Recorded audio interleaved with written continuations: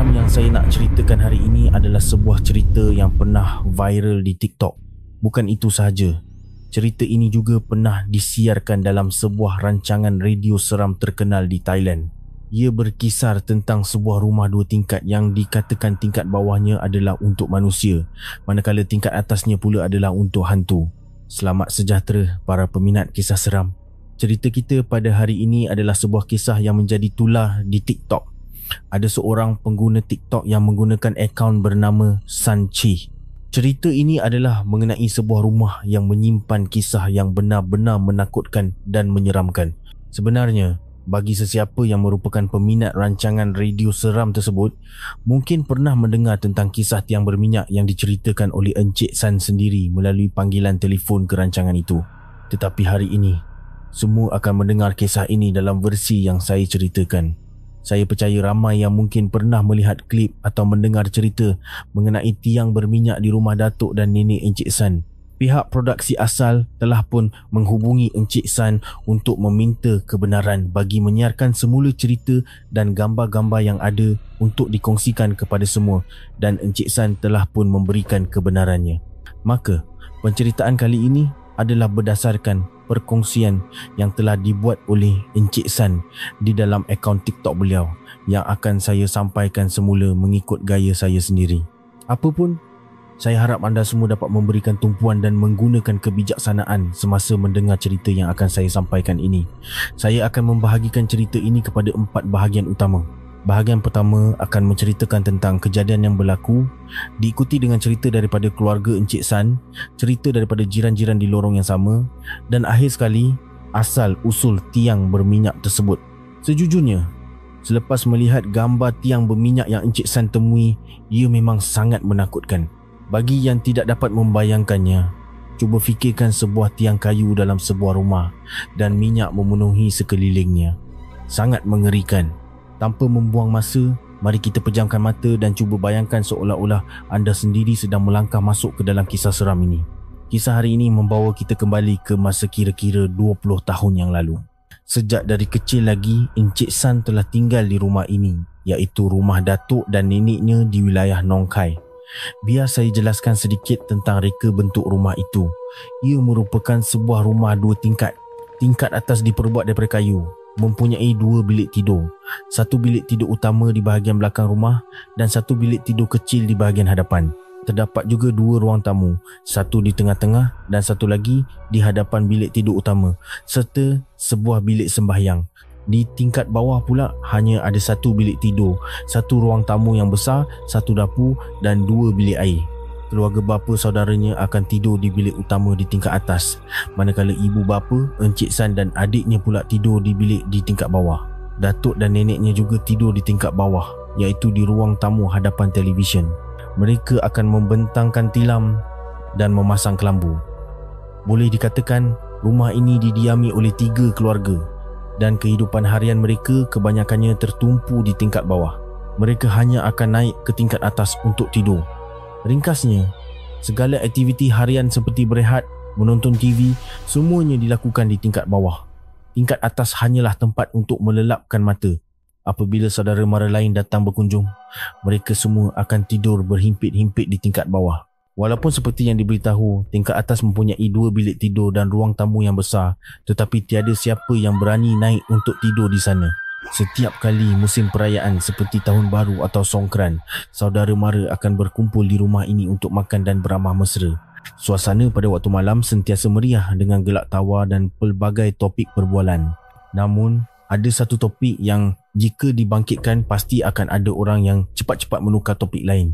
Topik itu ialah mengenai tingkat 2 rumah tersebut. Saudara mara yang lebih tua akan bertanya sesama sendiri, dah hantar makanan dan air ke atas rumah ke belum? Atau dah pergi sembahyang ke atas ke?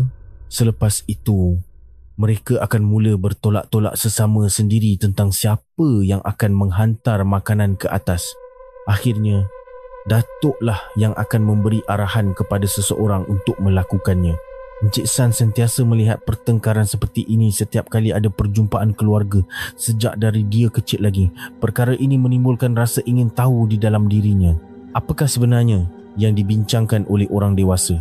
Mengapa mereka kelihatan begitu aneh dan perlu bertengkar hanya untuk menghantar makanan dan minuman ke tingkat 2 sejak Encik San tinggal di rumah itu? Sebagai seorang kanak-kanak, dia tidak pernah sekalipun naik ke tingkat 2. Datuk dan neneknya sentiasa melarangnya dengan alasan takut cucu-cucunya jatuh dari tangga. Larangan ini membuatkan persoalan itu sentiasa berlegar-legar di fikirannya. Sehinggalah pada suatu hari, ketika Encik San berumur 10 tahun, tiada siapa di rumah kecuali dia dan ibunya yang sedang bekerja di hadapan rumah. Dia merasakan itulah masa yang sesuai. Dengan rasa ingin tahu yang membuak-buak, dia pun menyelinap naik ke tingkat 2. Setibanya di atas, dia terjumpa sesuatu di ruang tamu. Terdapat sebatang tiang kayu yang diikat dengan kain 3 warna. Di sekeliling tiang itu terdapat sebuah meja solek, alat solek, baju tidur berwarna putih dan merah jambu yang digantung pada penyangkut baju. Tetapi ada satu perkara yang mengejutkan mengenai tiang itu. Ia sentiasa basah lencun, seolah-olah diselaputi minyak. Ya, tiang itu adalah tiang berminyak. Pada masa itu, dia langsung tidak tahu apa itu tiang berminyak. Ini juga merupakan kali pertama dia menjejakkan kaki ke tingkat 2 rumah itu. Apabila melihat ada benda yang menakutkan seperti itu, bulu romanya terus meremang. Dia segera berlari turun ke bawah dan bertanya kepada ibunya, "Mak, apa benda yang ada kat tingkat atas tu?" Ibunya cuba mengelak. Mungkin kerana takut anaknya akan ketakutan jika diberitahu perkara sebenar. Jadi, dia menunggu sehingga datuknya pulang dan bertanya terus kepada datuknya. Memandangkan dia rapat dengan datuknya, datuknya pun menjawab, "Itu tiang semangat pokok wanita. Dia baik, jangan takut. Tapi, jangan naik senyap-senyap lagi. Kalau nak naik, beritahu datuk dulu." Sejak itu, dia mula bertanya kepada saudara mara dan sepupu-sepupunya tentang asal-usul semangat pokok yang disebut oleh datuknya. Oleh kerana dia masih kecil, tiada siapa yang mahu menjawab. Datuk dan neneknya pula langsung tidak mahu bercerita. Masa berlalu sehinggalah Encik San meningkat dewasa. Dia berpeluang untuk bertanya semula kepada semua saudaranya. Ada yang sudi bercerita, ada juga yang tidak berani. Dia bertanya kepada semua orang, jiran sebelah rumah, belakang rumah dan seberang jalan, kerana dia benar-benar ingin tahu bagaimana tiang itu boleh berada di dalam rumahnya. Termasuklah meja solek, baju tidur dan barang-barang lain di tingkat 2 itu. Dan kisah-kisah yang akan saya ceritakan selepas ini adalah himpunan pengalaman menyeramkan yang telah dia kumpulkan daripada pelbagai orang, termasuklah pengalamannya sendiri berdepan dengan semangat pokok wanita itu. Bahagian pertama adalah cerita daripada keluarganya. Cerita pertama adalah daripada dirinya sendiri. Selepas mengetahui tentang kewujudan tiang semangat pokok wanita di tingkat 2, dia tidak berasa takut pun. Ini kerana datuknya telah berpesan agar tidak takut. Tambahan pula, dia tidak pernah melihatnya secara fizikal. Jadi, dia tidak berasa terlalu seram. Apa yang dilihatnya semasa kecil hanyalah sebatang tiang yang diikat dengan kain 3 warna. Bukannya sebaik sahaja dia naik, dia nampak seorang perempuan berdiri di situ. Oleh itu, dia tidak berasa takut. Sehinggalah pada suatu hari ketika ada perjumpaan keluarga untuk makan-makan. Pada hari itu, sekitar jam 8 malam, selepas orang dewasa selesai memasak dan makan, datuknya meminta sesiapa sahaja untuk menghantar dulang berisi lauk pauk dalam mangkuk kecil ke tingkat atas untuk dipersembahkan. Sebaik sahaja datuknya berkata begitu, semua orang di dalam rumah terdiam. Tiada seorang pun yang menawarkan diri untuk membawa dulang itu ke atas. Jadi, datuknya meminta sepupunya, anak kepada makciknya yang merupakan cucu sulung, untuk menghantar dulang itu ke atas. Tetapi pada masa itu, sepupunya menggelingkan kepala, tidak mahu naik. Makciknya pun berkata, "Apa nak ditakutkan, suruh adik temankan." Dan adik yang dimaksudkan itu ialah dirinya sendiri. Oleh kerana Encik San merupakan cucu lelaki sulung, dia ingin menunjukkan bahawa dia tidak takut. Dia pun menawarkan diri untuk naik dan memasang lampu terlebih dahulu. Biasanya, lampu di tingkat 2 sentiasa ditutup dan hanya akan dibuka apabila bapa saudaranya naik untuk tidur di bilik. Malam itu merupakan kali pertama dia naik ke tingkat 2 pada waktu malam. Semasa menaiki tangga, dia cuba menenangkan diri dengan berkata, "Tak ada apa-apalah, kalau ada mesti dah nampak." Dan ketika dia sampai di anak tangga terakhir, matanya melihat dengan jelas bahawa tingkat 2 itu gelap gelita. Hanya ada cahaya samar-samar dari tingkat bawah yang menerangi kawasan tangga. Dia perlu berjalan kira-kira 4-5 langkah lagi untuk sampai ke suis lampu tingkat 2. Kerana tidak biasa dengan keadaan di atas, dia berjalan perlahan-lahan sambil meraba-raba dinding kayu. Semasa itu, dia dapat merasakan suasana di tingkat 2 sangat sejuk. Jauh lebih sejuk daripada tingkat bawah. Dia terus meraba sehingga terjumpa suis lampu. Kedudukan suis itu betul-betul menghadap tiang berminyak tersebut.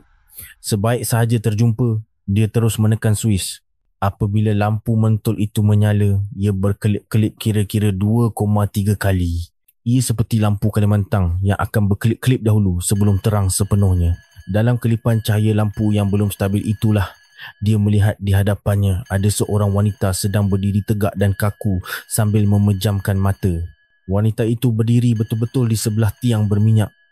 Wanita yang dilihatnya itu berambut hitam panjang, berkulit putih, bersolek dengan gincu merah dan memakai baju berwarna putih.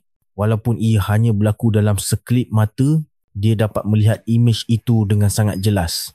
Selepas melihat kejadian itu, bulu romanya meremang, mukanya terasa kebas dan seluruh badannya kaku. Lampu belum pun sempat menyala sepenuhnya, dia terus berpaling dan berlari menuruni tangga. Dia berlari begitu laju sehinggakan dia melangkau 2,3 anak tangga sekaligus. Bunyi hentakan kakinya pada tangga kayu itu mengejutkan semua orang dewasa. Ibunya menjerit, "Hoi!" Bunyi apa tu? Apabila dia sampai di tingkat bawah, semua saudara maranya memandangnya dengan hairan, tertanya-tanya mengapa dia berlari turun dengan muka yang pucat lesi. Malah, mereka yang berada di belakang rumah pun turut berlari keluar untuk melihat apa yang berlaku. Namun, riak wajah setiap orang berbeza-beza. Ada yang kelihatan takut, ada yang keliru, ada yang terkejut, tetapi ada juga orang dewasa yang bersikap biasa sahaja. Tiada siapa yang bertanya apa-apa kepadanya. Akhirnya, datuknya sendiri yang terpaksa membawa persembahan itu ke atas. Selepas datuknya turun, barulah mereka semua mula makan. Tetapi kali ini, suasana sangat sunyi. Biasanya, mereka akan bersembang dengan riuh rendah. Tetapi kali ini, masing-masing hanya bercakap sedikit dan cepat-cepat menghabiskan makanan. Selepas makan, mereka mengemas pinggan untuk dibasuh. Semasa membasuh pinggan, dia melihat orang-orang dewasa berbisik-bisik sesama sendiri. Seolah-olah mereka semua tahu apa yang telah dia nampak, tetapi tiada siapa yang berani bersuara kerana bimbang cucu-cucu yang lain akan ketakutan. Malam itu, sebelum saudara maranya pulang, dia menghantar mereka ke kereta di hadapan rumah. Makciknya bertanya kepadanya, "San, nampak apa ke atas rumah semangat pokok tu? Nampak macam mana? Perempuan kecil, kulit putih, bibir merah, pakai baju tidur rendah putih ke?" Dia hanya memandang muka makciknya dan mengangguk. Apa yang diceritakan oleh makciknya itu sama persis dengan apa yang dilihatnya, walaupun dia belum menceritakan apa-apa kepada sesiapa. Maklumat yang sama ini membuatkannya yakin bahawa apa yang dilihatnya itu benar-benar semangat pokok wanita dan bukannya khayalan atau mainan perasaan semata-mata. Itulah kali pertama Encik San bertemu dengan ruh semangat pokok wanita itu. Dia berfikir mungkin entiti itu hanya mahu menunjukkan diri sahaja, bukan untuk menakut-nakutkan. Kerana jika ia mahu menakutkan, ia pasti akan membuka mata dan merenungnya. Jika itu berlaku, dia mungkin sudah pengsan di tingkat 2. Cerita kedua pula berlaku kepada ibunya. Ibunya merupakan satu-satunya menantu perempuan di dalam rumah itu. Dia sangat percaya dan hormat kepada semangat pokok wanita tersebut. Dialah yang sering membawa bunga, alat solek, air mawar dan minyak wangi untuk dipersembahkan kepada semangat itu. Ibu menceritakan kepadanya, semasa dia baru berpindah ke rumah itu, beberapa tahun selepas rumah itu siap dibina, dia merupakan orang luar pertama yang tinggal di situ. Ibunya dapat merasakan bahawa rumah itu mempunyai penunggu, tetapi dia tidak pernah naik ke tingkat 2 kerana datuknya melarang keras. Walaupun ibunya tidak pernah naik ke atas dan hanya tinggal di bawah, dia tetap mengalami perkara-perkara aneh. Ibu bercerita, pada suatu hari, iaitu pada malam suci penganut Buddha, ketika dia baru pertama kali berada di situ, sekitar waktu senja, tiba-tiba rumah itu berbunyi berkeriut seperti kayu diregangkan dan bergegar, seolah-olah berlaku gempa bumi. Apabila datuknya pulang, ibunya menceritakan kejadian itu dan bertanya, "Kat sini ada gempa bumi ke pak?" Rumah bergegar dan berbunyi macam gempa bumi. Semua kayu dalam rumah ni berbunyi kuat. Datuknya menjawab, "Bukan gempa bumi. Memang setiap malam suci macam ni sebab ada hantu semangat pokok." Dia garang. Sebab tu pak kata jangan naik ke atas, dia tinggal kat situ. Ibunya terkejut mendengar penjelasan itu, tetapi dia tidak pasti sama ada datuknya serius atau hanya mengusik menantunya. Akhirnya, ibunya tidak mengendahkan perkara itu. Lewat malam itu, ketika ibunya keluar untuk membuang sampah, dia teringat akan kata-kata datuknya. Semasa berjalan masuk semula ke dalam rumah, dia mendongak ke tingkat 2. Dia ternampak kelibat seorang wanita berpakaian putih berjalan di tepi tingkap.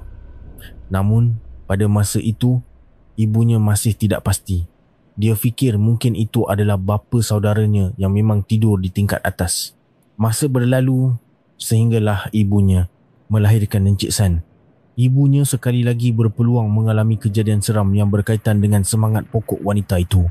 Pada suatu malam, ketika Encik San masih kecil, dia terjaga kerana mahu membuang air kecil. Dia mengejutkan ibunya untuk menemaninya ke bilik air. Tetapi kerana ibunya terlalu penat bekerja dan malas untuk bangun, dia menyuruh Encik San membuang air kecil di dalam botol. Dalam keadaan mamai dan gelap, ibunya memegang botol itu dengan tidak betul, menyebabkan air kencing Encik San terpecik ke tiang simen. Tiang simen itu pula bersambung terus dari tiang kayu di tingkat 2. Jika anda tidak dapat membayangkannya, di tingkat 2 ada tiang kayu semangat pokok wanita, dan di tingkat bawah pula ada tiang simen yang menyambung terus dari tiang kayu di atas, seolah-olah ia adalah satu tiang yang sama. Ketika Encik San belum selesai membuang air, tiba-tiba ibunya jatuh terlentang dengan kuat, seolah-olah ditampar oleh tangan yang besar. Ibunya berkata dia berasa pening. Sebaik sahaja sedar, dia terus mengangkat tangan, memohon maaf dan membawa Encik San masuk tidur. Keesokan paginya, ibunya menceritakan kejadian itu kepada neneknya. Setelah mendengarnya, neneknya membawa ibunya naik ke tingkat 2 untuk meminta maaf kepada semangat pokok wanita itu dan menjelaskan bahawa mereka tidak sengaja. Itulah kali pertama ibunya melihat tiang berminyak tersebut. Sejak itu, ibunya percaya sepenuhnya bahawa tiang itu benar-benar didiami oleh semangat pokok wanita dan sangat menghormatinya. Ada juga kisah lain yang berlaku kepada saudara mara suami makciknya. Saya akan gunakan nama samaran Kak Mut. Kak Mut telah berpindah ke Nong Khai untuk bekerja dan menumpang di rumah datuk dan nenek. Pada malam pertama dia di situ, dia menawarkan diri untuk menutup pintu rumah. Dia pun berjalan ke pintu hadapan untuk menutupnya seperti biasa. Tetapi semasa dia sedang menarik kedua-dua daun pintu untuk dirapatkan, dia ternampak seorang wanita berdiri di luar rumah. Dia pun membuka semula pintu itu kerana tidak tahu siapa sahaja yang tinggal di rumah itu. Sambil membuka pintu, dia berkata, "Maaf, saya tak tahu ada orang kat luar. Ingatkan semua dah masuk." Tetapi wanita yang berdiri di luar itu tidak menjawab apa-apa. Selepas itu, wanita itu pun melangkah masuk ke dalam rumah. Sebaik sahaja wanita itu masuk, Kak Mut menutup pintu dan menguncinya. Dia berniat untuk berpaling dan bertegur sapa serta memperkenalkan diri. Oleh kerana dia tidak tahu siapa wanita itu, ketika dia berpaling, wanita itu telah hilang tanpa jejak. Kak Mut menyimpan rasa hairan itu. Keesokan paginya, dia menceritakan perkara itu kepada bapa saudaranya. Bapa saudaranya bertanya, "Perempuan mana?" Dia pun menjelaskan, "Perempuan kecil, pakai baju tidur putih." Selepas mendengar penjelasan itu, bapa saudaranya tidak berkata apa-apa dan membiarkan Kak Mut terus tertanya-tanya. Akhirnya, selepas beberapa lama tinggal di situ, barulah Kak Mut tahu sendiri bahawa wanita yang dibukakan pintu pada malam itu bukanlah manusia. Orang lain yang pernah melihatnya juga ialah adik perempuan ibunya. Kisah ini berlaku ketika keluarganya berpindah ke rumah di sebelah rumah datuk dan nenek. Jarak antara kedua-dua rumah tidaklah jauh, hanya dipisahkan oleh sebidang tanah kosong. Pada masa itu, adik perempuan ibunya datang dari wilayah lain untuk melawat. Pada waktu siang, tiada apa-apa yang berlaku. Sehinggalah pada waktu malam, makciknya keluar untuk menyidai tuala di luar. Tiba-tiba, ekor matanya menangkap kelibat sesuatu di beranda rumah datuk dan nenek. Sambil menyidai tuala, Dia menoleh ke arah beranda itu dan ternampak seorang wanita kecil berdiri di situ. Memandangkan dia tidak pernah melihat wanita itu sebelum ini, dia menyangka wanita itu adalah saudara mara sebelah bapanya. Dia pun menegur, "Selamat sejahtera, saya dari Ubon Ratchathani, adik kepada Puan Lek." Wanita itu hanya tersenyum dan mengangguk, tetapi tidak berkata apa-apa. Sehinggalah dia selesai menyidai tuala dan menoleh semula, wanita itu telah hilang. Keesokan paginya, dia bertanya kepada ibunya, "Siapa perempuan semalam tu? Kecil, putih, bibir merah, berdiri kat beranda rumah Datuk." Ibunya menjawab dengan jujur, "Oh, itu bukan orang. Itu hantu semangat pokok." Makciknya terus meremang bulu rumah mendengarnya dan berkata, "Dia datang tegur macam ni je ke?" Ini kerana adik perempuan ibunya tidak pernah mengalami perkara seperti ini. Peristiwa ini membuatkan dia sangat takut kepada semangat pokok wanita itu sehingga ke hari ini. Walaupun hanya melihat dan bertegur sapa, dia tetap merasakan semangat itu sangat menakutkan. Ada lagi satu kisah. Kali ini mengenai kawan kepada bapa saudaranya. Kawan bapa saudaranya ini datang dari Rayong untuk melawatnya di Nong Khai dan menumpang di rumah itu. Pada waktu siang, dia naik ke bilik bapa saudaranya di tingkat atas dan ternampak tiang berminyak itu. Tetapi pada masa itu, dia tidak berasa takut kerana bapa saudaranya yang membawanya naik. Dia duduk berbual dan berehat di dalam bilik itu. Sehinggalah tiba masanya untuk pulang, bapa saudaranya berjalan turun dahulu dan dia mengikut dari belakang. Tiba-tiba dia ternampak sebatang gincu terjatuh di kepala tangga. Dia fikir itu milik bapa saudaranya, jadi dia mengambilnya dengan niat untuk memulangkannya. Tetapi apabila dia sampai di bawah, entah bagaimana, dia terlupa untuk memberikannya kepada bapa saudaranya. Akhirnya, gincu itu terbawa pulang ke Rayong. Setibanya di bilik sewanya, tiba-tiba rakan sekerjanya yang tinggal di asrama yang sama bertanya, "Siapa yang datang dengan kau tu? Kenapa tak turun? Kongsi tambang ke?" Kata-kata itu membuatnya terkejut. Dia fikir rakannya hanya bergurau dan tidak mengendahkannya. Pada waktu malam, dia terjaga dan ternampak seorang wanita yang tidak dikenali sedang duduk membelakanginya di hadapan meja solek di hujung katilnya. Dia pun mencapai lampu tidur di kepala katil untuk melihat dengan lebih jelas. Apabila lampu menyala, wanita yang duduk membelakangi itu perlahan-lahan menoleh dan merenungnya dengan tajam. Di tangannya, dia memegang gincu yang telah diambilnya. Apabila melihat kejadian itu, dia menjerit sekuat hati sehingga jiran sebelah bilik mengetuk pintu bertanya apa yang berlaku. Wanita di meja solek itu kemudiannya hilang, hanya meninggalkan gincu di atas meja. Yang lebih menakutkan ialah gincu itu sebenarnya masih berada di dalam beg soleknya. Dia tidak pernah meletakkannya di atas meja. Bagaimana gincu itu boleh berada di situ, dia sendiri tidak tahu. Keesokan harinya, dia mengambil cuti dan membuat perjalanan dari Rayong ke Nong Khai sekali lagi untuk memulangkan gincu itu kepada semangat pokok wanita, bapa saudara, dan ibunya yang menemaninya membawa gincu itu ke tingkat 2 dan mereka juga melakukan upacara memohon maaf. Begitulah lebih kurang kisah-kisah yang berlaku dalam keluarganya. Bahagian seterusnya pula adalah cerita dari orang-orang di lorong yang sama. Kisah pertama diceritakan oleh seorang abang yang tinggal di seberang jalan. Ketika itu musim sejuk dan keluarganya sedang duduk mengelilingi unggun api di hadapan rumah. Menjelang malam, mereka mula masuk tidur seorang demi seorang. Neneknya telah berpesan kepada salah seorang daripada mereka, "Siapa yang naik paling akhir, padamkan api tu. Sembur dengan paip air, nanti terbakar rumah." Orang yang ditegur itu mengangguk faham. Tetapi apabila tiba masanya, entah siapa orang yang berjanji akan memadamkan api itu leka berbual di telefon dan terlupa. Dia terus naik tidur.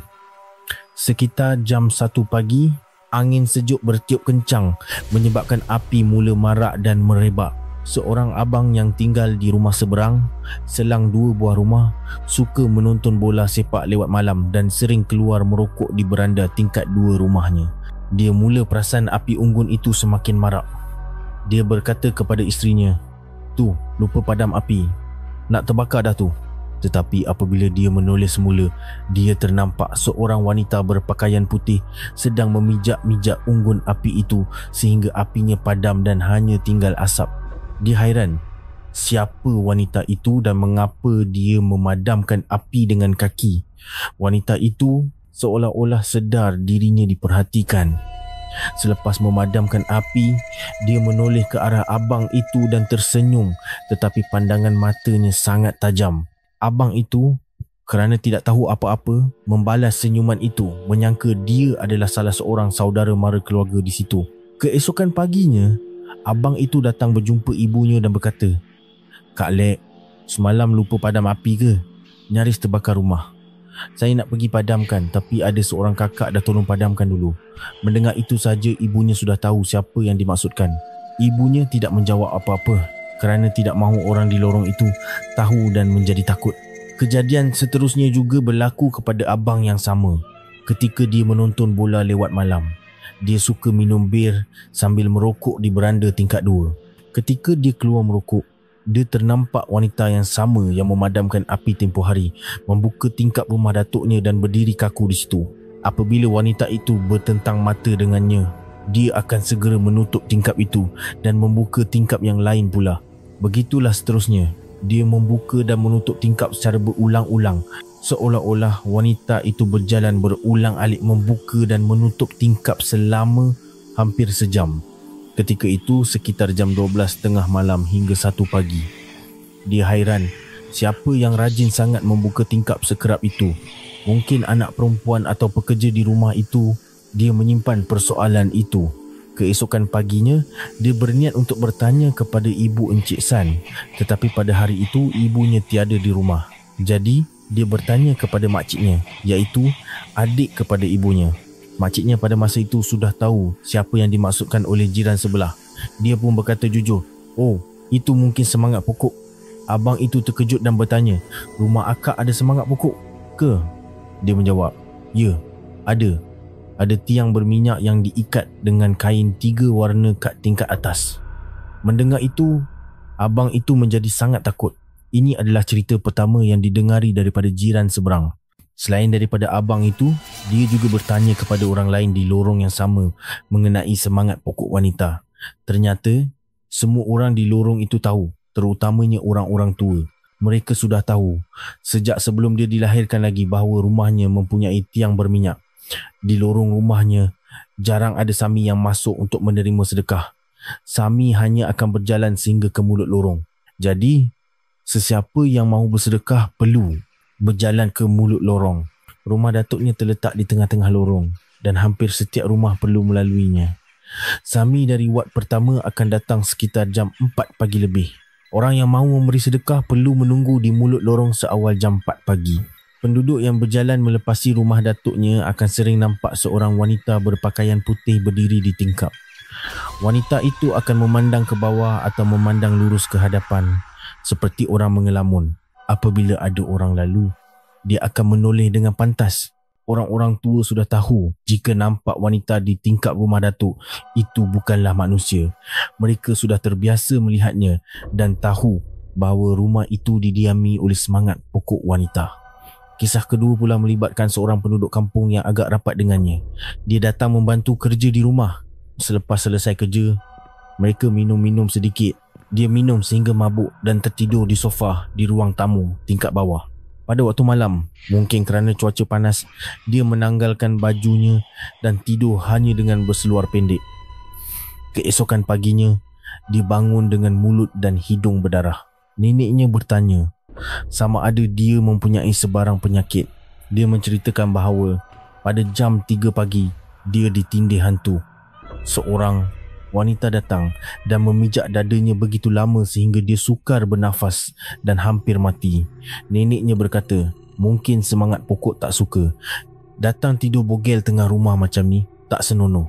Pada hari itu, datuk dan neneknya membawa lelaki itu naik ke tingkat 2 untuk memohon maaf kepada semangat pokok wanita. Kisah ini menjadi bualan hangat di seluruh mukimnya. Itulah antara cerita-cerita yang didengari daripada orang di lorong. Kesemuanya adalah pengalaman ringkas, tetapi ada satu lagi kisah yang lebih hebat. Selepas datuknya meninggal dunia akibat penyakit, sedia ada, setahun kemudian bapanya pula meninggal dunia secara tiba-tiba akibat saluran darah di otak pecah. Tinggallah neneknya, keluarga bapa saudaranya dan pekerja-pekerja bapa saudaranya di rumah itu. Keluarga Encik San pula, iaitu ibu dan adiknya, telah berpindah ke rumah baru di sebelah bilik tidur utama di tingkat atas yang didiami oleh bapa saudaranya. Bilik tidur kecil di atas dan bilik tidur di bawah pula dijadikan tempat tinggal pekerja yang silih berganti. Ini kerana bapa saudaranya membuka sebuah restoran, menyebabkan ramai saudara mara dan pekerja datang menumpang. Pada waktu pagi semua orang akan keluar ke restoran dan lewat malam barulah mereka pulang untuk tidur. Begitulah rutin harian mereka. Malah neneknya sendiri kadang-kala akan turut membantu di restoran. Rumah itu seolah-olah hanya menjadi tempat untuk tidur. Apabila tiada orang, keadaan tingkat 2 yang sedia menakutkan menjadi lebih seram. Ia menjadi usang dan suram. Jaring labah-labah penuh di mana-mana. Lantai kayu pula dipenuhi debu tebal. Hanya ada satu laluan kesan tapak kaki, iaitu dari kepala tangga ke bilik tidur utama bapa saudaranya. Kawasan lain dipenuhi debu tebal kerana tiada siapa yang membersihkannya. Ringkasnya, laluan yang sering digunakan oleh bapa saudaranya kurang berdebu, tetapi kawasan lain tidak pernah dijejaki. Keadaan di tingkat bawah pula masih seperti biasa kerana semua orang tinggal di situ. Selepas pemergian datuknya, perjumpaan keluarga menjadi jarang berlaku. Tidak seperti dahulu semasa datuknya masih hidup. Termasuklah cucu-cucu seperti Encik San yang melanjutkan pelajaran ke universiti. Dia hanya akan pulang sekali-sekala. Setiap kali pulang, dia pasti akan naik untuk memberi penghormatan kepada tiang semangat pokok wanita itu, memberitahu bahawa dia telah kembali. Beberapa tahun kemudian, neneknya pula meninggal dunia kerana sakit tua. Tinggallah hanya keluarga bapa saudaranya seramai 4 orang, iaitu bapa saudaranya, isterinya dan 2 orang anak mereka di rumah itu. Keluarga bapa saudaranya kemudiannya berpindah ke tingkat bawah, menjadikan tingkat 2 semakin sunyi dan menyeramkan, jauh berbeza berbanding semasa datuk dan neneknya masih ada. Namun, selepas pemergian datuk dan nenek, tiada siapa lagi yang pernah terserempak dengan semangat pokok wanita itu. Ramai yang mengatakan mungkin semangat itu telah mengikut datuk dan neneknya. Walaupun tiada siapa yang melihatnya lagi, ibunya masih tetap naik untuk memberi penghormatan hampir setiap malam suci, tidak pernah culas. Masa berlalu beberapa tahun, bapa saudaranya terpaksa menjual rumah datuk dan nenek. Mereka berpindah ke kawasan berhampiran restoran mereka, yang juga menjadi tempat tinggal mereka, kira-kira 3 km dari rumah lama. Sebelum mengiklankan rumah itu untuk dijual, bapa saudaranya telah melakukan upacara memohon kebenaran daripada semangat pokok wanita itu. Tidak lama selepas iklan dipasang, ada orang yang berminat untuk membeli. Pembeli itu membuat keputusan untuk membeli serta-merta tanpa melihat keadaan rumah terlebih dahulu. Ini kerana dia berpendapat komuniti di situ sangat baik dan penduduknya ramah. Tambahan pula, rumah itu hanya berjarak 200 meter dari tebing sungai Mekong. Suasananya sangat baik. Pembeli itu berniat untuk mengubah suai rumah itu menjadi rumah persinggahan untuk ibu bapanya. Pemilik baru itu meminta tolong ibu Encik San untuk menjaga rumah itu buat sementara waktu. Ibunya pun bersetuju dan sering datang membersihkan serta memberi penghormatan kepada semangat pokok wanita itu sekali atau 2 kali sebulan. Tidak sampai setahun, pemilik baru itu datang berjumpa ibunya dan berkata, "Nampaknya saya tak jadi nak buat rumah ni. Boleh tak akak tolong iklankan untuk disewa? Saya serahkan pada akak untuk uruskan semuanya, termasuk kutip sewa." Ibunya bersetuju tanpa bertanya sebabnya. Tidak lama kemudian, sekumpulan lelaki datang untuk menyewa rumah itu. Kumpulan yang terdiri daripada kira-kira 5,006 orang ini adalah kontraktor binaan. Mereka mendapat projek di daerah itu dan sedang mencari rumah sewa. Mereka melihat rumah itu besar dan boleh memuatkan ramai orang, serta mempunyai tempat letak kereta dan ruang untuk menyimpan peralatan. Semasa datang melihat rumah, mereka hanya melihat tingkat bawah sahaja. Mereka berpuas hati dengan keadaannya dan tidak naik ke tingkat atas. Bagi mereka, tingkat bawah sudah memadai. Ibunya tidak menceritakan apa-apa mengenai tingkat atas kerana dia beranggapan semangat pokok itu mungkin sudah tiada, memandangkan sudah bertahun-tahun. Tiada siapa yang menyebut tentangnya. Pada malam pertama kumpulan kontraktor itu tinggal di situ, ibunya datang bertanya khabar. "Ada apa-apa yang kurang ke? Boleh beritahu saya?" Mereka menjawab, "Tak ada kak, rumah ni bagus. Angin sentiasa bertiup, sejuk je. Melihat tiada masalah, ibunya pun pulang." Sekitar jam 3 pagi, ibunya bangun untuk ke bilik air. Dia menjenguk ke arah rumah datuknya melalui tingkap dan ternampak lampu di rumah itu masih terpasang di seluruh rumah. Dia fikir mungkin mereka sedang minum-minum, memandangkan hari itu hari Sabtu. Ibunya pun kembali tidur. Keesokan paginya, sekitar waktu tengah hari, kumpulan kontraktor itu datang berjumpa ibunya dan berkata, "Kak, minta maaf, kami tak jadi nak sewa." Ibunya bertanya, "Kenapa?" Mereka menjawab dengan riak wajah yang kurang senang, "Majikan kami maklumkan, dia dah sediakan tempat tinggal lain." Minta maaf sangat-sangat. Ibunya tidak berkata apa-apa dan memulangkan semula wang sewa. Selepas itu, kumpulan kontraktor itu segera mengemas barang-barang mereka dengan tergesa-gesa, seolah-olah takutkan sesuatu. Kemudian ibunya mendapat tahu bahawa majikan mereka sebenarnya tidak menyediakan rumah sewa seperti yang mereka katakan. Ini kerana kumpulan itu telah menceritakan kepada jiran di rumah sewa baru mereka bahawa mereka telah menyewa sebuah rumah separuh kayu, separuh batu dan diganggu oleh hantu datuk dan nenek. Kisah ini akhirnya sampai ke telinga ibu Encik San. Ceritanya begini. Selepas mereka selesai memindahkan barang pada waktu petang, mereka membeli makanan dan minuman untuk bersantai. Sekitar jam 10 malam, semasa sedang minum, tiba-tiba mereka terdengar bunyi orang berjalan di tingkat atas. Semua orang mendengarnya dengan jelas. Mereka tertanya-tanya sama ada orang di tingkat 2. Semasa memeriksa rumah pada waktu siang, mereka tidak naik ke atas. Seorang daripada pekerja itu berkata, "Biar saya naik tengok bang." Dia pun bangun. Kedudukannya ketika itu betul-betul menghadap tangga ke tingkat 2. Sebaik sahaja dia bangun dan memandang ke atas, dia ternampak sepasang kaki sedang menuruni tangga secara mengundur. Maksudnya, kaki itu melangkah turun, tetapi badannya membelakangi. Perlahan-lahan ia turun selangkah demi selangkah. Selepas 4 langkah, orang itu duduk mencangkung dan menundukkan kepala untuk menjenguk melalui celah-celah pemegang tangga, merenung tajam ke arah mereka. Pekerja itu berbisik kepada rakan-rakannya, "Tak tahu hantu ke orang bang. Ada kat tangga tu tengah intai kita." Apabila ketua mereka dan yang lain menoleh, wanita itu telah hilang. Ketua itu bertanya, "Kau biar betul? Kau mabuk ke? Pergi ambil lampu suluh, biar aku naik tengok sendiri." Pekerja itu tidak berani membantah dan segera memberikan lampu suluh. Kemudian, ketua itu pun naik ke tingkat 2.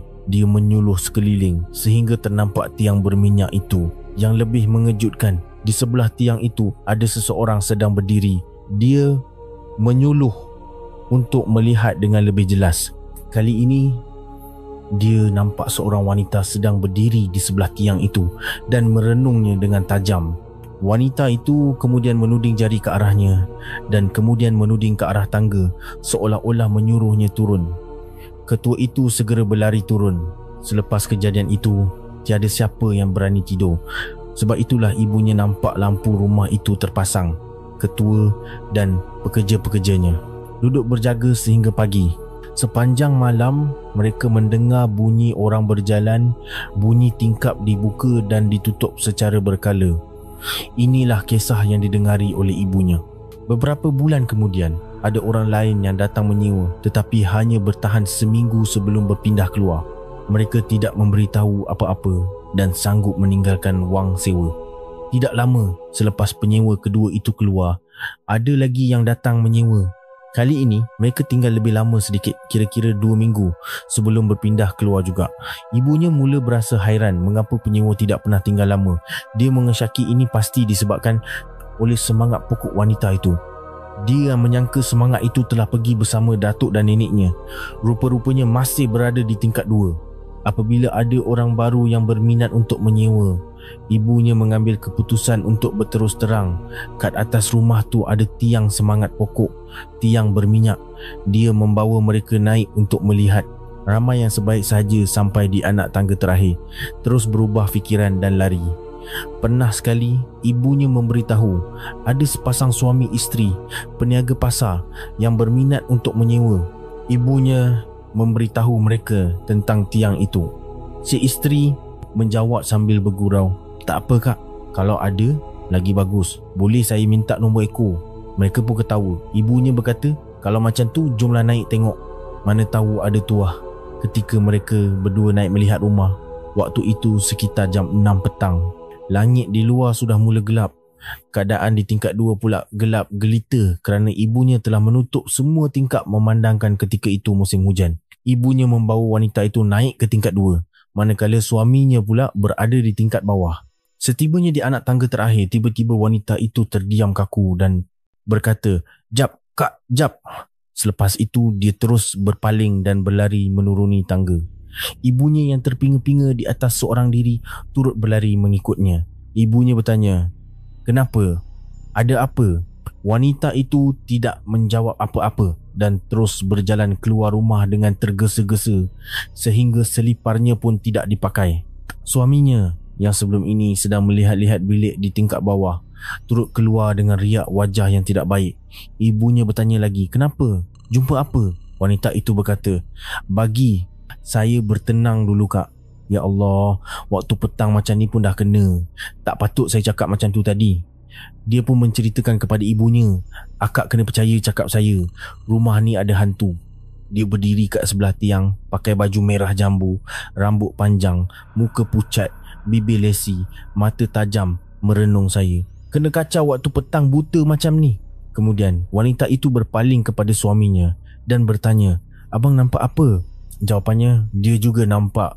Suaminya menceritakan ketika dia masuk ke bilik air sebelah kiri untuk membuang air, semasa dia menjirus air kali pertama, dia terdengar bunyi air dijirus serentak dari bilik air sebelah. Apabila dia menjirus kali kedua, bunyi yang sama kedengaran lagi. Dia menyangka itu adalah isterinya dan menjerit bertanya, "Sayang ke?" Tetapi tiada jawapan. Dia ternampak pintu bilik air sebelah terkuak sedikit. Dia berniat untuk mengetuk pintu itu, tetapi belum sempat tangannya menyentuh pintu, pintu itu terbuka sendiri dengan luas, menampakkan bilik air yang kosong.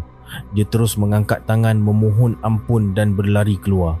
Kebetulan pada masa itu, ibunya baru sahaja turun dari tangga. Pasangan itu kemudiannya mengangkat tangan memberi hormat di hadapan rumah dan terus memandu pergi membatalkan niat untuk menyewa rumah itu. Selepas itu, tiada lagi orang yang datang untuk menyewa. Selepas kira-kira 2-3 tahun, tiada siapa lagi yang pernah ternampak semangat pokok wanita itu. Tetapi ibunya masih tetap naik untuk memberinya penghormatan walaupun rumah itu kosong. Suatu hari, sebuah keluarga datang menghubunginya. Keluarga ini berasal dari Bangkok dan terpaksa berpindah ke situ kerana si bapa perlu bekerja selama 3 bulan. Seperti biasa, ibunya membawa keluarga itu melihat rumah dan memberitahu terlebih dahulu tentang tiang kayu di tingkat atas. Dia berkata, "Naiklah tengok dulu. Kalau rasa selesa, baru sewa. Kalau tak, tak apa, akak faham." Tetapi penyewa baru ini berkata, Boleh. Sebelum naik, lelaki itu berkata, "Ada benda suci ya. Saya minta izin naik tengok sekejap." Dia mengangkat tangan memberi hormat sebelum melangkah naik. Apabila sampai di tingkat 2, riak wajahnya terus berubah. Dia berjalan ke arah tiang berminyak itu, duduk bersimpuh dan berdoa kepada semangat pokok wanita itu. Anak minta izin menumpang tinggal untuk berehat dan bekerja sahaja, tidak berniat untuk mengganggu. Anak akan tinggal di tingkat bawah sahaja dan tidak akan mengganggu di atas. Selepas itu, penyewa ini bersetuju untuk menandatangani perjanjian sewa. Ibunya mencadangkan, "Tak payah bayar sewa dulu pun tak apa, cuba tidur semalam dulu." Penyewa itu bertanya, "Kenapa?" Ibunya menceritakan bahawa penyewa-penyewa sebelum ini tidak pernah tinggal sampai sebulan, malah ada yang berpindah keluar pada hari pertama. Tetapi lelaki itu berkata, "Tak apa kak, saya tinggal di bawah saja, biarkan tingkat atas tu untuk dia." Melihatkan penyewa baru itu tidak mempunyai masalah, ibunya tidak berkata apa-apa lagi, tetapi sentiasa memerhatikan dari jauh. Semasa keluarga itu menyewa di situ, ibunya akan sentiasa bertanya khabar, "Macam mana? Boleh tinggal tak? Okey ke?" Lelaki itu akan menjawab, "Selesa kak, saya datang dengan niat baik, buat baik. Kenapa pula tak boleh tinggal?" Kesimpulannya, keluarga ini adalah penyewa yang tinggal paling lama, iaitu sehingga tamat kontrak 3 bulan. Sebelum berpindah keluar, dia berbual dengan ibu Encik San. "Kak, betul apa yang akak cakap, kat atas tu ada semangat pokok. Tapi akak tak cakap habis. Bukan ada satu je, ada ramai, tak kurang dari 5 orang. Ibunya terkejut dan bertanya, "Macam mana tu 5 orang? Cuba cerita sikit." Lelaki itu menceritakan bahawa pada setiap malam suci, Sekitar jam 12 tengah malam hingga 1 pagi, dia akan mengalami perkara aneh. Pada malam pertama, dia mendengar bunyi orang berjalan berulang-alik di ruang tamu tingkat 2. Bunyi itu akan berhenti di beranda atau di tingkap. Kadang-kadang tingkap terbuka dan tertutup sendiri. Bunyi tingkap ditutup sangat kuat, seolah-olah ada orang membuka tingkap untuk menjenguk keluar dan kemudian menutupnya semula. Kadang-kadang ada bunyi anjing menyalak. Dia bangun untuk melihat dan ternampak 2,3 ekor anjing sedang menyalak ke arah tingkat atas rumahnya. Selepas beberapa ketika, seolah-olah ada yang menghalau anjing-anjing itu melarikan diri ketakutan. Lama-kelamaan gangguan menjadi semakin teruk. Dia mula mendengar bunyi orang berbual, seperti orang sedang duduk makan bersama-sama, dengan bunyi sudu berlaga dengan pinggan. Bunyi itu datang dari tingkat 2. Dia cuba memasang telinga untuk mendengar perbualan mereka. Dia dapat mengecam suara 2 orang lelaki dan 3 orang perempuan. Mereka sering berbual pada waktu tengah malam. Dia tidak dapat memahami apa yang mereka bualkan. Selepas itu, ibunya menceritakan perkara ini kepada bapa saudaranya dan saudara mara yang lain. Semua tertanya-tanya, adakah ada hantu lain yang datang menumpang?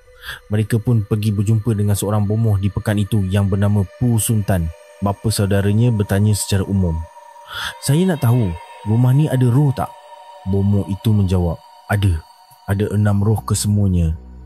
1 semangat pokok dan yang lain adalah roh pemilik rumah, datuk, nenek dan anak-anak mereka yang telah meninggal dunia, iaitu bapa Encik San dan seorang lagi bapa saudaranya." Mendengar itu, semua yang berada di situ meremang bulu roma. Ini bermakna apa yang diceritakan oleh penyewa terakhir itu adalah benar. Bapa saudaranya bertanya lagi, kenapa mereka tak pergi dengan aman? Kenapa mereka balik ke rumah?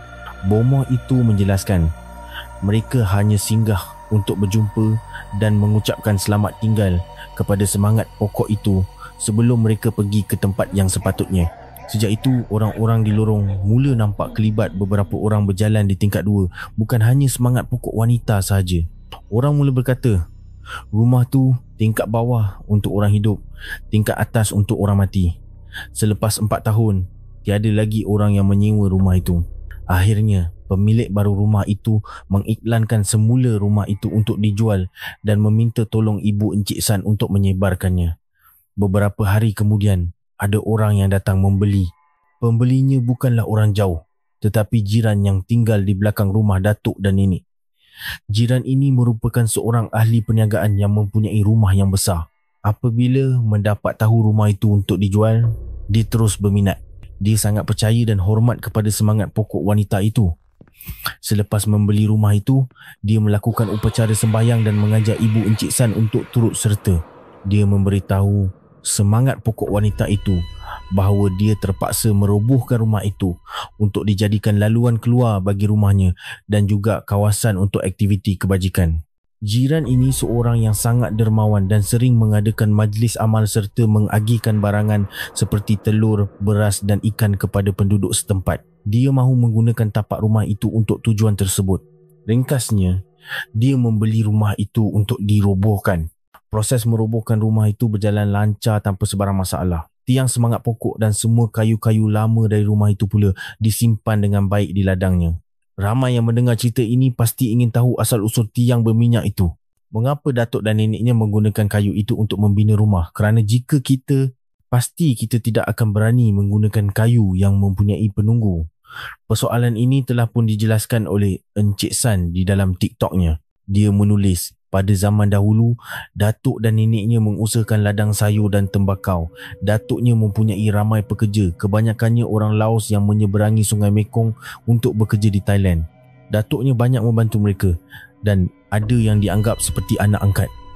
Ketika datuknya mahu membina rumah itu, dia meminta seorang anak angkatnya yang berbangsa Lao untuk membawanya membeli kayu di Laos. Anak angkatnya memberitahu datuknya bahawa dia akan membawanya mencari pokok di sebuah hutan di sekitar Gunung Phu Khao Khoi di Laos. Gunung Phu Khao Khoi terkenal sebagai kawasan suci yang penuh dengan misteri. Ramai Sami dan pertapa sering datang ke situ untuk menguji kekuatan mental dan bertapa. Antara Sami terkenal yang pernah ke situ ialah Luang Pumun. Datuk Encik San sendiri bukanlah orang biasa. Dia mempunyai sedikit ilmu. Seorang pemburu membawa datuknya masuk ke dalam hutan Gunung Fu Kaohai dan mereka terjumpa sebatang pokok yang sangat besar, lurus dan cantik berdiri megah di tengah-tengah hutan. Manakala pokok-pokok lain di sekelilingnya telah ditebang, hanya pokok itu yang tinggal. Pemburu itu memberitahu datuknya, ini pokok berhantu, jangan usik. Kalau tak ada orang tebang, maknanya ia keras. Tetapi datuknya tidak peduli. Dia berkeras mahu mengambil pokok itu. Dia tidak mengendahkan amaran pemburu itu. Pemburu itu terus menasihatinya, janganlah, hantunya garang. Pada masa itu, datuknya mendengar nasihat itu dan tidak mengambil pokok tersebut. Tetapi beberapa minggu kemudian, dia kembali ke tempat yang sama dan mendapati pokok itu telah ditebang, namun batangnya masih berada di situ.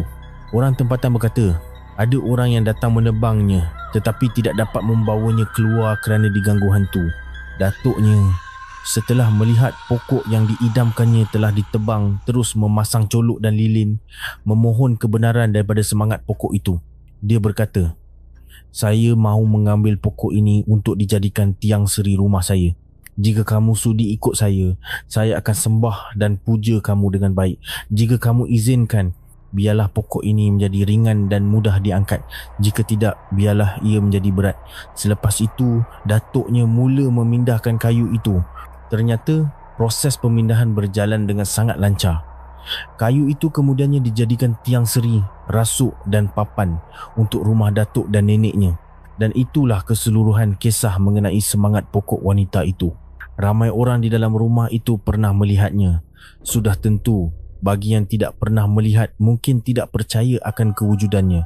Tetapi bagi keluarga Encik San, mereka tahu semangat itu benar-benar ada dan mereka sangat menghormatinya sebagai penjaga rumah. Jika ditanya sama ada Encik San takut, saya rasa semua orang pun akan takut. Tetapi apabila sudah terbiasa, perasaan takut itu berkurangan. Terutamanya bapa saudaranya yang setiap hari naik turun rumah dan melihatnya sejak kecil, dia sudah tidak berasa takut lagi. Encik San berpendapat, datuknya memang sengaja mahu mengambil tiang berpenunggu itu untuk dijadikan tiang rumah sejak dari awal lagi. Dia percaya hantulah yang dapat menjaga rumah dan penghuninya dengan baik. Pada zaman itu, banyak pencuri dan orang yang menggunakan ilmu hitam. Jadi, jika ada hantu yang hebat menjaga rumah, dia berasa lebih selamat. Sebab itulah, rumah datuk dan neneknya tidak mempunyai tokong semangat penjaga. Dia percaya, semangat pokok wanita itulah penjaga sebenar rumah itu. Dia adalah hantu yang baik kerana sentiasa menjaga rumah dan keluarganya dengan baik. Inilah kisah yang telah dikongsikan oleh Encik San di TikTok dalam 6 episod. Sesiapa yang pernah melihat atau membacanya pasti tahu betapa seramnya kisah ini, terutamanya gambar tiang berminyak yang diambil oleh Encik San. Melihatnya sahaja sudah cukup untuk membuatkan bulu roma meremang. Bagi sesiapa yang ingin membaca lebih lanjut, boleh terus ke TikTok Encik San. Atau jika mahu mendengar versi asal yang diceritakan sendiri oleh Encik San, boleh dengarkannya di rancangan radio seram tersebut. Untuk kisah seram hari ini, saya beri 10,010. Memang sangat menakutkan. Jika anda semua berpeluang melihat TikTok Encik San, dia telah menulis segalanya dengan terperinci, bagaimana rupa rumahnya dan sebagainya. Gambar tiang berminyak yang dikongsinya memang sangat menyeramkan. Daripada apa yang saya lihat, saya akan cuba paparkan gambar itu. Minyak dari tiang itu bukan sahaja membasahi tiang, tetapi juga dinding di belakangnya. Di bawahnya pula terdapat banyak pakaian, persembahan, bedak dan macam-macam lagi. Saya sendiri berasa seram melihat gambar itu. Sekarang jam 11.15 malam, saya sedang menceritakan kisah ini sambil melihat gambar tiang semangat pokok itu. Terasa seram sejuk juga. Rasanya dalam episod ke-5, Encik San ada berkongsi gambar yang dihantar oleh ibunya ketika rumah itu sedang dirobohkan. Ibunya menangis kerana terlalu sayang dan terikat dengan rumah itu. Dari luar, rumah itu tidak kelihatan begitu menyeramkan seperti rumah biasa di kampung. Tingkat bawah batu, tingkat atas kayu. Tetapi suasananya memang menakutkan. Saya sangat mengesyorkan anda semua untuk melihat TikTok Encik San. Dia telah menulis banyak episod termasuk asal-usul tiang itu dan suasana di sekeliling rumah. Semua gambar adalah gambar sebenar dan keseluruhan cerita ini adalah kisah benar. Jika anda melihat gambar sambil mendengar cerita ini, tahap keseramannya pasti akan berganda. Saya ingin mengingatkan semua, sumpahan berkaitan tiang berminyak dan perkara seumpamanya memang wujud. Sesiapa yang tidak percaya, haruslah percaya. Kisah-kisah seram seperti ini, jika tidak dialami sendiri, anda tidak akan pernah tahu betapa menakutkannya ia. Sebelum mengakhiri cerita, saya ingin mengucapkan terima kasih kepada Encik San kerana membenarkan kisah ini dikongsikan semula. Saya harap semua pendengar dapat menggunakan kebijaksanaan semasa mendengar pengalaman yang sangat menyeramkan ini. Sebelum berpisah, jika anda suka cerita hantu dan kisah seram, kita adalah geng. Nanti jika ada topik menarik atau kisah tular yang lain, saya mungkin akan meminta izin untuk menceritakannya semula. Sekali lagi, terima kasih kepada Encik San. Jika di rumah anda ada tiang berminyak atau sesuatu yang serupa, cubalah periksa baik-baik. Mana tahu, mungkin ada tiang berminyak yang didiami oleh semangat pokok seperti ini. Sebelum berakhir, saya teringat sesuatu mengenai rumah 2 tingkat di kampung. Contohnya di rumah bapa saya di Chayafum, ada sebuah rumah milik makcik saya yang juga 2 tingkat dan tingkat atasnya memang tidak berpenghuni. Saya pun hairan mengapa ramai orang membina rumah 2 tingkat tetapi hanya tinggal di tingkat bawah. Mungkin kerana lebih mudah, tidak perlu naik turun tangga. Jadi mereka memilih untuk tinggal di bawah. Mana tahu rumah sesiapa yang hanya tinggal di tingkat bawah dan membiarkan tingkat atas terbiar, mungkin sudah ada hantu yang menumpang. Selamat malam.